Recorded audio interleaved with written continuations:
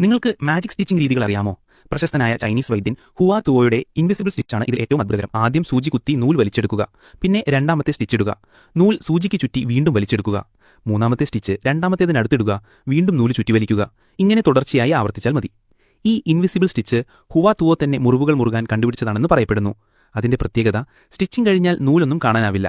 അതുകൊണ്ടാണ് ഇന്നിത് വസ്ത്രങ്ങളിൽ വന്ന പൊട്ടലുകൾ ശരിയാക്കാനും പാന്റിന്റെ നീളം കുറയ്ക്കാനോ കൈയിന്റെ ഭാഗങ്ങൾ ക്രമപ്പെടുത്താനോ ഉപയോഗിക്കുന്നത്. പഴയവരുടെ ജ്ഞാനം അതിശയിപ്പിക്കാതെ വയ്യ. സ്ലീവ് വളരെ നീളമാണോ? മുറിക്കേണ്ട ആവശ്യമില്ല.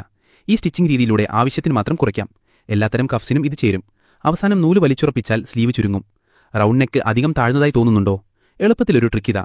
താഴേക്കൊരു സ്റ്റിച്ച്, പിന്നെ മുകളിലേക്കൊരു സ്റ്റിച്ച്, ഇങ്ങനെ മുന്നോട്ടും പിന്നോട്ടുമായി ആവർത്തിക്കുക.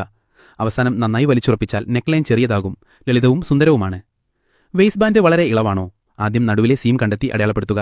അതിന്റെ ഇരുവശത്തും ഒരുപോലെ സ്റ്റിച്ചിടുക. അവസാനം നൂല് മൃദുവായി വലിച്ചാൽ പ്രശ്നം തീരും.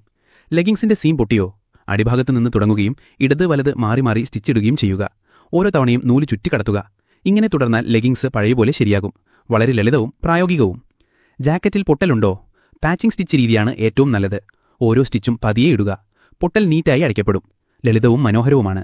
വാങ്ങിക്കിട്ടാത്ത ഗുണമേന്മ തന്നെ. ശരിയാക്കിയതിനു ശേഷം അത് വീണ്ടും 40 വർഷം നിലനിൽക്കും.